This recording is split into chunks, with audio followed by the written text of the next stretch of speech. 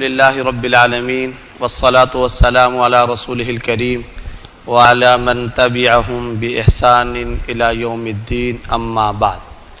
قابل صد احترام حضرات علماء کرام اور میرے معزز مسلمان بھائیوں، دوستوں، ساتھیوں اور بزرگوں، یہ ہم سب کے لیے نہایت سعادت اور مسرت کا مقام ہے کہ ہمارے دوست اور ہمارے رفیق کار برادر محترم و مکرم جناب شفیق اجمل صاحب کے بھتیجے برادر محترم حماد جمیل صاحب کے نکاح کی تقریب کے اندر اس وقت ہم یہاں سب جمع ہیں، اور دوہری سعادت کا مقام یہ ہے کہ اللہ رب العزت نے ہم سب کو اس وقت اس سعادت سے بھی بہرور فرمایا ہے کہ معروف دینی اور مذہبی اسکالر جید عالم دین حضرت مولانا سید عدنان کاکا خیل صاحب مدظلہم العالی بھی ہمارے درمیان تشریف فرما ہیں۔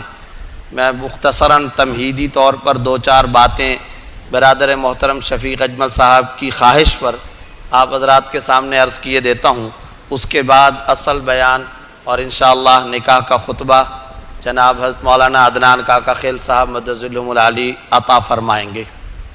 میرے دوستوں، ساتھیوں، یہ ایک بڑی اہم حقیقت ہے کہ رسول اللہ صلی اللہ علیہ وسلم نے مدینہ منورہ کے اندر جو سوسائٹی تشکیل دی تھی وہ بڑی اوپن سوسائٹی تشکیل دی تھی، بڑی کھلی سوسائٹی تھی، جس میں طرح طرح کے فرسودہ خیالات و تصورات، اپنی جانب سے بڑھائے گئے لوازمات اور بے بنیاد قسم کے ایسے تاثرات جن کا اسلام، نیچر، فطرت، شریعت اور دین سے کوئی تعلق نہیں تھا، آپ صلی اللہ علیہ وسلم نے جو معاشرہ تشکیل دیا اس معاشرے میں ان تمام چیزوں کا قلع کما فرما دیا۔ انہی میں سے ایک نکاح کا معاملہ ہے۔ آپ صلی اللہ علیہ وسلم کی چاہت یہ تھی، اسلام کا مزاج یہ ہے، شریعت کا مقصد اصلی یہ ہے نکاح کے حوالے سے کہ نکاح کو سستا بنایا جائے، نکاح کو عام کیا جائے، نکاح کو آسان بنایا جائے۔ یہ نکاح کے سلسلے میں احادیث سے اسلام کا جو مزاج ہمیں پتہ چلتا ہے، اس میں یہ تین نمایاں باتیں ہمارے سامنے آتی ہیں۔ سب سے پہلے تو یہ کہ نکاح کو عام کیا جائے۔ چنانچہ آپ صلی اللہ علیہ وسلم ایک مرتبہ باہر تشریف لے جا رہے تھے، چند نوجوانوں کے گروہ کو دیکھا کہ وہ ایک جگہ پر بیٹھا ہوا ہے۔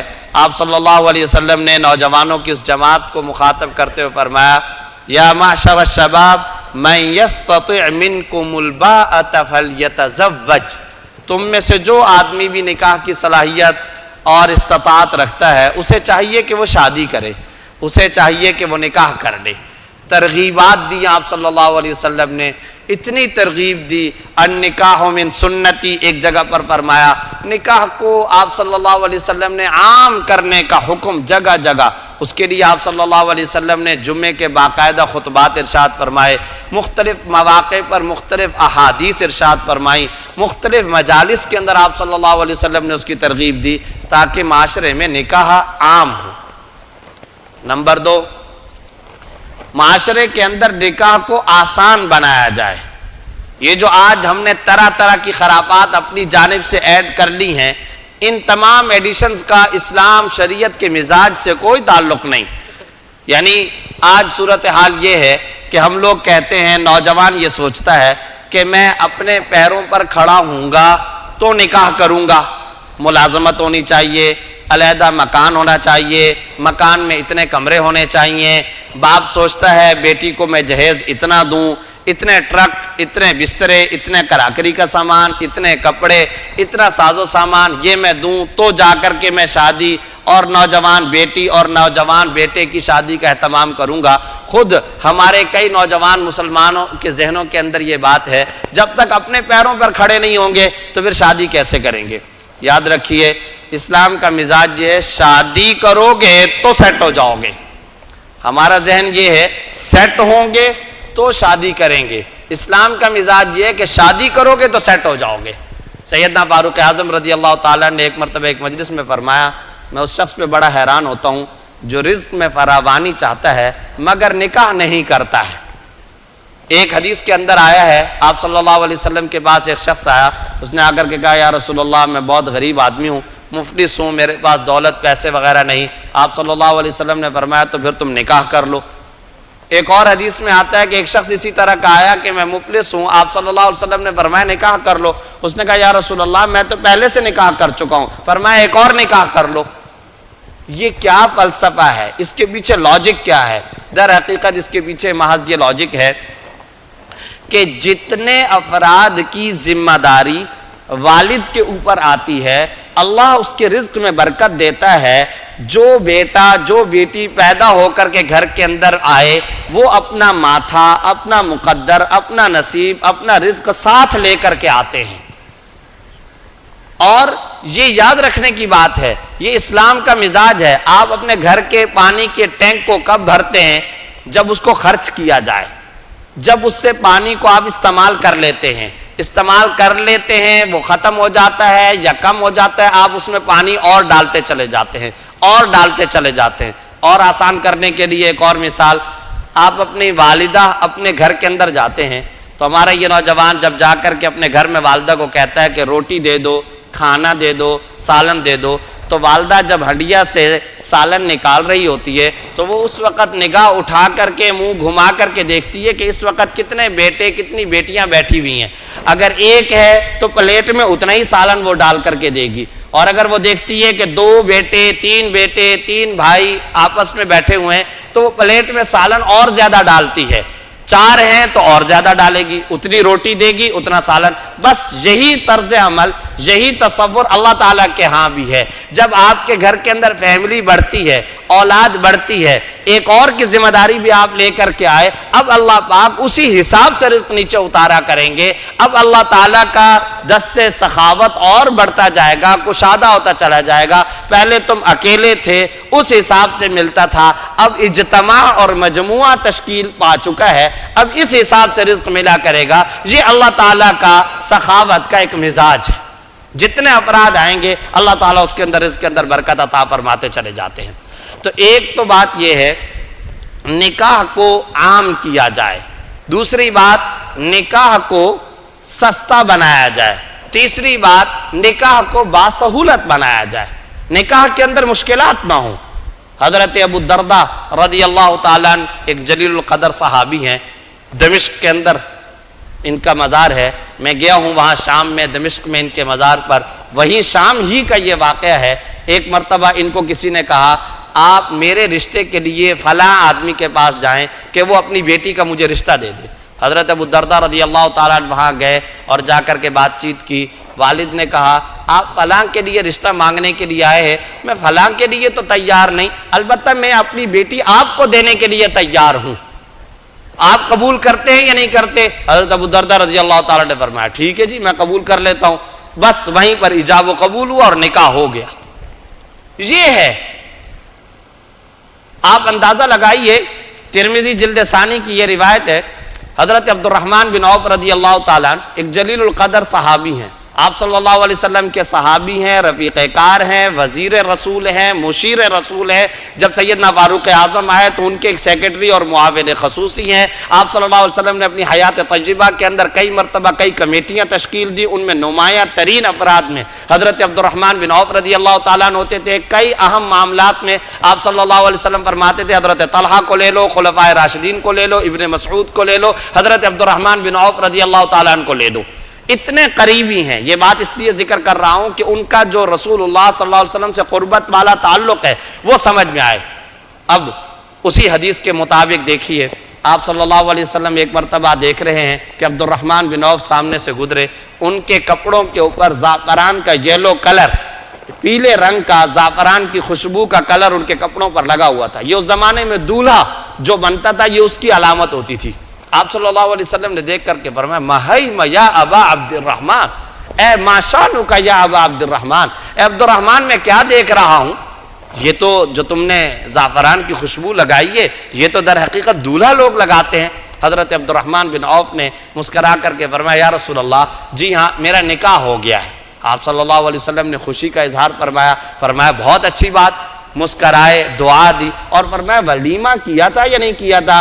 اگر ولیمہ کر لیا تو اچھی بات ہے، نہیں تو اولم ولو بشاتن، بکری کا بچہ، بکری ہی تمہیں میسر کیوں نہ آ جائے لیکن ولیمہ ضرور کر لینا۔ یہ آپ صلی اللہ علیہ وسلم فرما رہے ہیں۔ اس واقعے کے اندر بے شمار پیغامات و اسباق ہے ہمارے لیے۔ آپ صلی اللہ علیہ وسلم کو انہوں نے دعوت بھی نہیں دی، اور آپ صلی اللہ علیہ وسلم نے دعوت نہ دیے جانے پر کسی قسم کی شکایت یا شکوے کا بھی اظہار نہیں فرمایا۔ ذرا تصور کیجئے کہ ہمارے ہاں کیا ہوتا ہے، اس نے وہ نانا کے زمانے میں، دادا کے زمانے میں، وہ بزرگوں کے زمانے میں فلاں ٹائم پر ہمیں اپنی خوشی میں نہیں بلایا تھا، لہذا اب یہ نسل اس طرح سے چلے گی کہ ہم اپنے غم اور اپنی خوشی کے اندر ان کو نہیں بلائیں گے۔ ہماری ناک کٹ گئی، ہمیں یہ بلاتے نہیں، اب ہم بھی نہیں بلائیں گے، یہ نہیں بلاتے ہم بھی نہیں بلائیں گے۔ اور اسی پر خاندانوں میں تفریق، خاندانوں میں لڑائیاں، خاندانوں میں جھگڑے۔ یہاں آپ کیا دیکھ رہے ہیں؟ کیا عبد الرحمن بن عوف رضی اللہ عنہ کے لیے رسول اللہ صلی اللہ علیہ وسلم سے زیادہ کوئی محبوب ترین شخصیت دنیا میں ہو سکتی ہے؟ انہوں نے دعوت ہی نہیں دی، اور آپ صلی اللہ علیہ وسلم نے کسی شکوے کا اظہار بھی نہیں فرمایا جانبین سے۔ یہ یاد رکھیے، عبد الرحمن بن عوف رضی اللہ تعالیٰ نے جو دعوت نہیں دی تھی، یہ بھی در حقیقت ثمرہ تھا، صدقہ تھا، اثر تھا خود سرکار دو عالم صلی اللہ علیہ وسلم کی تربیت کا۔ آپ صلی اللہ علیہ وسلم نے تربیت اسی طرح سے فرمائی کہ بھائی نکاح کو سستا بناؤ، نکاح کو عام کرو، نکاح کو آسان بناؤ۔ یہ آپ صلی اللہ علیہ وسلم کا مزاج تھا۔ تو ہمارے ایک ساتھی ہیں، بڑی اچھی بات کہتے ہیں، ارے یار نبی صلی اللہ علیہ وسلم کے زمانے میں مرنا بھی آسان تھا، خوشی بھی آسان تھی۔ وہاں پر تو نہ تو مرنے کے موقع پر اس طرح کی طرح کی خرافات اور رسومات جو آج کل ہمارے زمانے میں رائج ہو چکی ہیں، اور نہ خوشی غمی شادی بیاہ وغیرہ کے موقع پر اس طرح کے تصورات اور لوازمات جو آج کل ہم نے اپنی جانب سے بڑھا لیے ہیں۔ یاد رکھیے، جس معاشرے کے اندر نکاح ان تین چیزوں کے ساتھ متصف ہوتا ہے، یعنی سستا ہوتا ہے، آسان ہوتا ہے، عام ہوتا ہے، اس معاشرے کی فضاؤں کے اندر عفت، پاک دامنی اور طہارت کوٹ کوٹ کر کے بھری ہوئی ہوتی ہے۔ جس معاشرے کے اندر نکاح کو مشکل بنایا جاتا ہے، وہاں فحاشی، زنا اور بدکاری کے دروازے چوپٹ کھل جاتے ہیں، اور اللہ بچائے آج ہمارے معاشروں کے اندر یہی کچھ ہو رہا ہے۔ نکاح کو مشکل بنا دیا گیا ہے، اور نظروں کی چوری ہے، نوجوان کی عفت کی چادر تار تار ہو رہی ہے، اس کی حیا تار تار ہو رہی ہے، اس کی پاک دامنی پہ اعتراضات اٹھ رہے ہیں۔ اس پر ماں باپ کو، اہل معاشرہ کو، قبیلے اور برادری کے افراد کو کوئی اعتراض نہیں ہوتا۔ تو جس معاشرے میں نکاح کو آسان اور سستا بنایا جاتا ہے، وہاں عفت اور پاک دامنی عام ہوتی ہے۔ جہاں نکاح کو مشکل بنایا جاتا ہے، وہاں انسان کی، نوجوان بہن کی، نوجوان بھائی کی طہارت، پاکیزگی، عفت تار تار ہو جاتی ہے، اور آج وہی مناظر ہم اپنی آنکھوں سے دیکھ رہے ہیں۔ اس کے علاوہ نکاح ایک سنت ہے، ایک سنت ہے۔ آپ صلی اللہ علیہ وسلم نے کیا ارشاد فرمایا؟ النکاح من سنتی، یہ ایک سنت ہے۔ ایک سنت ادا کی جاتی ہے، 1000 فرضوں کو توڑا جاتا ہے۔ ایک سنت ادا کی جاتی ہے، 1000 فرضوں کو توڑا جاتا ہے، اور خرافات ہیں، رسومات ہیں۔ میں نے عرض کیا کہ آپ صلی اللہ علیہ وسلم نے اتنا آسان بنایا، اور صحابہ کرام کس طریقے سے مناسب رشتہ مل گیا، شادی ہو گئی، بس خلاص، اس کے علاوہ اور کوئی بات نہیں۔ ہمارے ہاں ایک نہیں، دو نہیں، یہ حقیقت وہ ہے جس کا کوئی انکار نہیں کر سکے گا۔ میری ہزاروں بہنوں کی جوانیاں گھروں کے آنگنوں کے اندر برباد ہو گئی کہ اس کا بوڑھا والد کنٹینروں کے کنٹینر جہیز کے بھر کر انتظام نہیں کر سکتا تھا۔ ہزاروں جوان بہنوں کی عزتیں اور ان کی سوچیں، ان کے دل دماغ کے تفکرات، ان کے خیالات تار تار ہو گئے، ان کی جوانی داغ داغ ہو گئی کہ بوڑھے والد کی کمر جھک چکی ہے۔ وہ درخواستیں لے کر اہل ثروت کے پاس جاتا ہے کہ میں اپنی بیٹی کا رشتہ کرنا چاہتا ہوں, مجھے اتنے پیسے مدد کے طور پر دے دو, مجھے اتنا مشین سلائی دے دو, مجھے اتنے بستر دے دو, مجھے میرے لیے اتنے کپڑوں کا انتظام کر لو, اتنے صوفہ سیٹ اور اتنے میرے لیے کراکری اور برتنوں کا ساز و سامان کا انتظام کر لو. بوڑھے والدین ہیں, ہم اپنی آنکھوں سے صبح سے لے کر رات تک یہ منظر دیکھتے ہیں کہ وہ کبھی ایک ٹرسٹ والوں کے پاس, کبھی دوسرے ویلفیئر ٹرسٹ والوں کے پاس, کبھی تیسرے ویلفیئر ٹرسٹ والوں کے پاس, کبھی اس سیٹ کے پاس, کبھی اس مالدار کے دروازے پہ دھکے کھاتے پھرتے ہیں, درخواستیں اٹھا اٹھا کر کے گھومتے ہیں کہ میں اپنی بیٹی کا رشتہ اور کسی طریقے سے اس کو اپنے گھر سے باعزت رخصت کر سکوں. اور یہ صرف اور صرف اس بوڑھے والد کا قصور نہیں ہے جس نے 60 سال نوکری کی ہے, 30-40 سال نوکری کی, اور 60 سال کی عمر پانے کے بعد, پینشن پانے کے بعد اب زندگی کا ایک بڑا مسئلہ اس کا یہ ہے کہ میں کسی طریقے سے باعزت انداز میں اپنی بیٹی کو رخصت کروں. یہ صرف اور صرف بوڑھے والد کا مسئلہ نہیں ہے, اس جوان کی جوانی, شعور اور اس کی دانش مندی کے اوپر بھی سوال ہے جو اپنی آنے والی بیوی کے ساز و سامان پہ نظر اٹھا کر کے بیٹھا ہوا ہے. مرد والوں کی بھی عزت کا سوال ہے کہ وہ اس پر بیٹھے ہوئے ہیں, اس پر انہوں نے لان ٹان کرنا ہے کہ تم اپنے گھر سے لے کر کے کیا آئی تھی. یہ کیسا جوان ہے, اس کی غیرت, عقل اور شعور کیسے یہ گوارا کر لیتی ہے کہ وہ اپنی بیوی کے بستروں پہ نظر رکھے, اپنی بیوی کے لائے گئے کپڑوں کے اوپر نظر رکھے, اپنی بیوی کے لائے گئے پیالے, برتن, گلاس اور جگ اور کراکری کے ساز و سامان پہ نظر رکھے.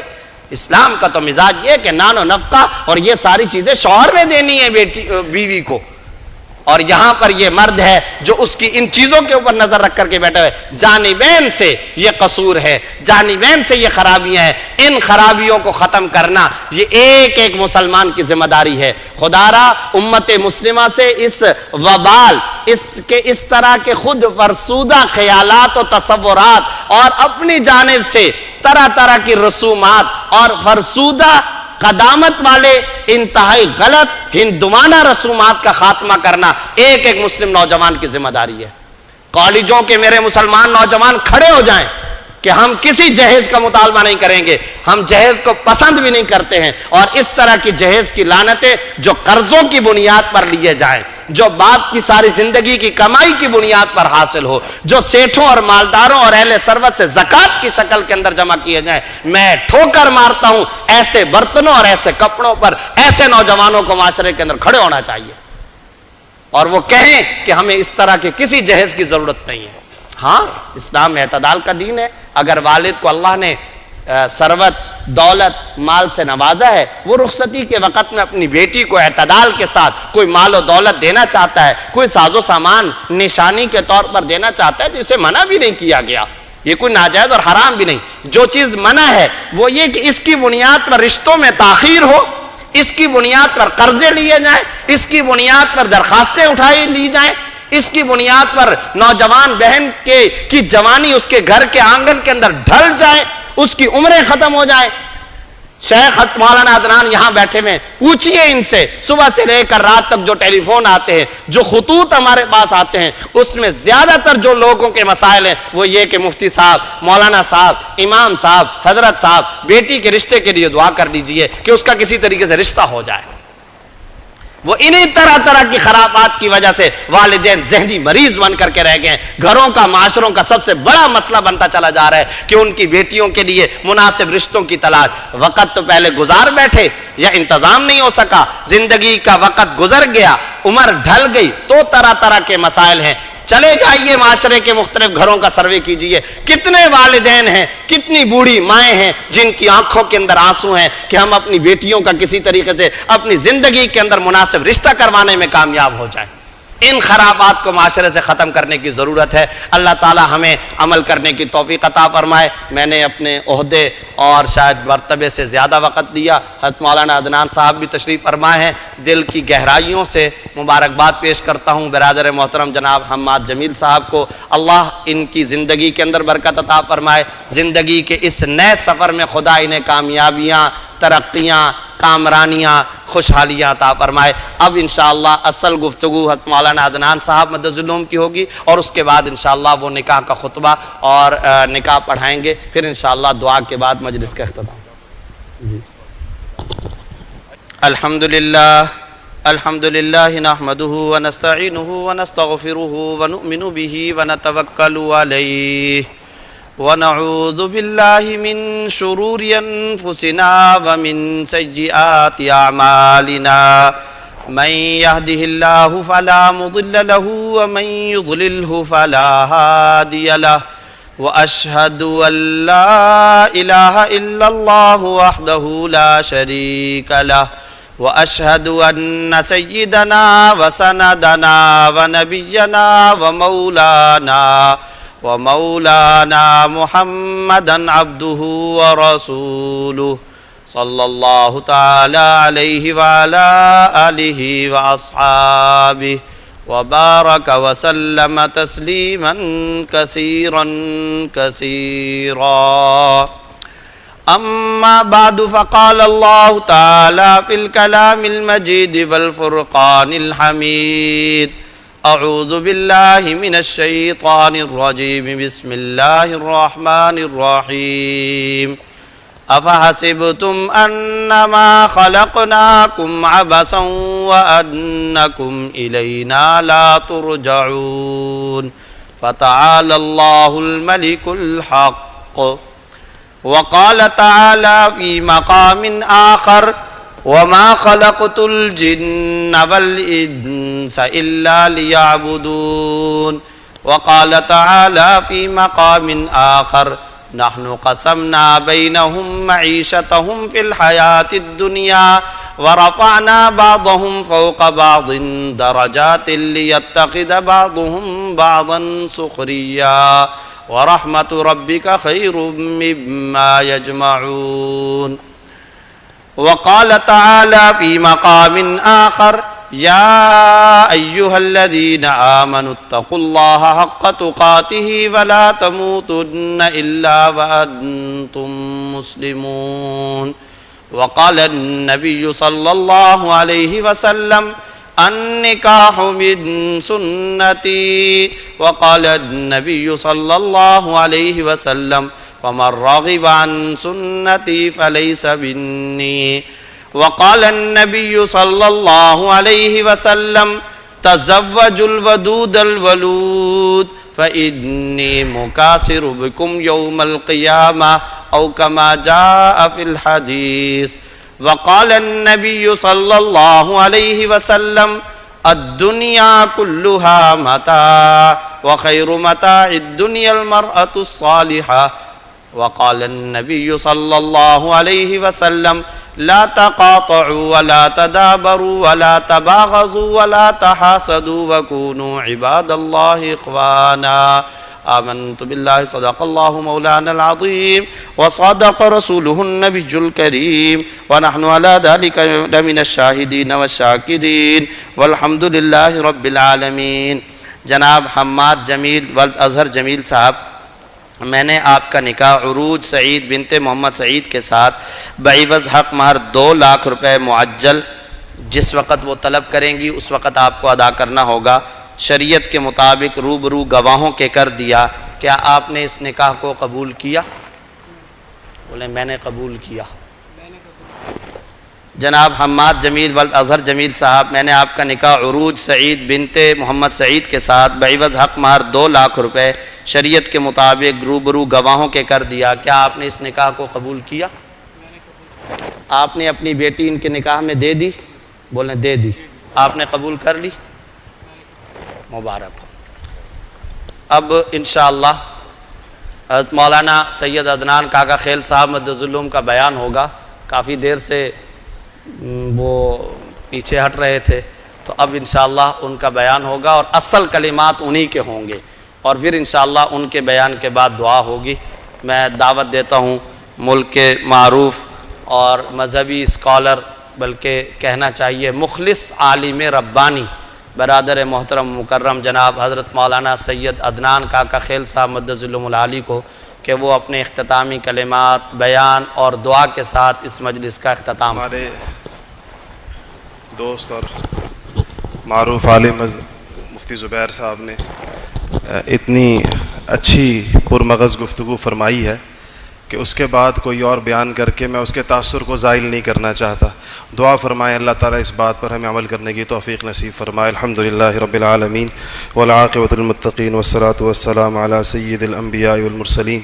ربنا ظلمنا انفسنا وان لم تغفر لنا وترحمنا لنكونن من الخاسرین.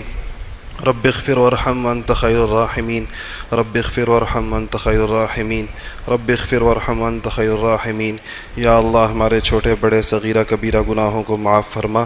یا اللہ یا ارحم الراحمین. یہ جو نکاح کی تقریب اس مسجد میں منعقد کی گئی یہ حضور اکرم صلی اللہ علیہ وسلم کے اس ارشاد مبارک کی پر عمل تھا کہ اعلنوا بالنکاح وجعلوہ فی المساجد، کہ آپ نے فرمایا کہ نکاحوں کو اعلان کے ذریعے کیا کرو اور مسجدوں میں منعقد کیا کرو. یا اللہ اس حضور اکرم صلی اللہ علیہ وسلم کے ارشاد کی آج تعمیل کی گئی ہے، آپ اس نکاح میں تمام خیریں اور برکتیں ڈال دیجئے.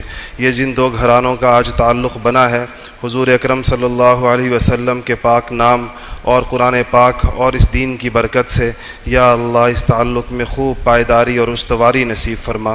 ان دونوں گھروں کے آپس میں دلوں کو جوڑ دیجئے اور ان دونوں خاندانوں کے اس تعلق سے امت کے لیے اچھے مفید اور حضور اکرم صلی اللہ علیہ وسلم کی امت میں صالح افراد میں اضافے اور زیادتی کا باعث بنا دیجئے اس کو. یا اللہ یا ارحم الراحمین ہمارے تمام نوجوانوں کو عفت کے ساتھ نکاحوں کو جس طرح مولانا نے بیان میں فرمایا کہ آسان کرنے کی اور اس کو سادگی کے ساتھ کرنے کی توفیق نصیب فرما.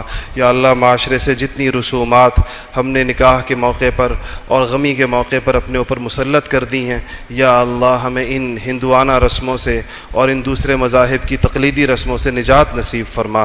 ہمیں حضور اکرم صلی اللہ علیہ وسلم کی لائی ہوئی تہذیب اور آپ کے لائے ہوئے دین پر چلنے کی پوری توفیق نصیب فرما. صلی اللہ تعالی علی خیر خلقہ محمد و آلہ و اصحابہ اجمعین برحمتک یا ارحم الراحمین.